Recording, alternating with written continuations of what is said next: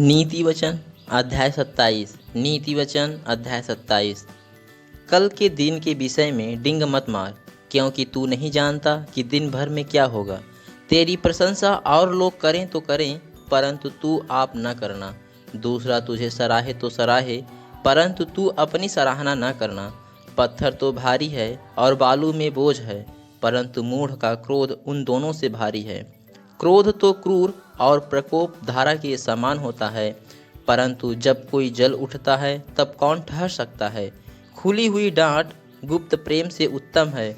जो घाव मित्र के हाथ से लगे वह विश्वास योग्य है, परंतु बैरी अधिक चुंबन करता है।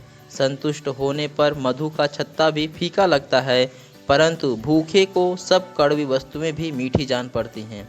स्थान छोड़कर घूमने वाला मनुष्य उस चिड़िया के समान है जो घोंसला छोड़कर उड़ती फिरती है। जैसे तेल और सुगंध से, वैसे ही मित्र के हृदय की मनोहर सम्मति से मन आनंदित होता है। जो तेरा और तेरे पिता का भी मित्र हो, उसे न छोड़ना, और अपनी विपत्ति के दिन अपने भाई के घर न जाना। प्रेम करने वाला पड़ोसी दूर रहने वाले भाई से कहीं उत्तम है। हे मेरे पुत्र, बुद्धिमान होकर मेरा मन आनंदित कर, तब मैं अपने निंदा करने वाले को उत्तर दे सकूंगा। बुद्धिमान मनुष्य विपत्ति को आते देखकर छिप जाता है, परंतु भोले लोग आगे बढ़े चले जाते और हानि उठाते हैं। जो पराये का उत्तरदायी हो उसका कपड़ा, और जो अनजान का उत्तरदायी हो उससे बंधक की वस्तु ले ले। जो भोर को उठकर अपने पड़ोसी को ऊंचे शब्द से आशीर्वाद देता है, उसके लिए वह साफ गिना जाता है। झड़ी के दिन पानी का लगातार टपकना और झगड़ालू पत्नी दोनों एक से हैं। जो उसको रोक रखे वह वायु को भी रोक रखेगा, और दाहिने हाथ से वह तेल पकड़ेगा। जैसे लोहा लोहे को चमका देता है, वैसे ही मनुष्य का मुख अपने मित्र की संगति से चमकदार हो जाता है।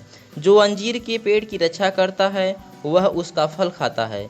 इसी रीति से जो अपने स्वामी की सेवा करता उसकी महिमा होती है। जैसे जल में मुख की परछाई मुख को प्रकट करती है, वैसे ही मनुष्य का मन मनुष्य को प्रकट करता है। जैसे अधोलोक और विनाशलोक, वैसे ही मनुष्य की आंखें भी तृप्त नहीं होती। जैसे चांदी के लिए कुठाली और सोने के लिए भट्ठी है, वैसे ही मनुष्य के लिए उसकी प्रशंसा है। चाहे तू मूर्ख को अनाज के बीच ओखली में डालकर मूसल से कूटे, तो भी उसकी मूर्खता नहीं जाने की।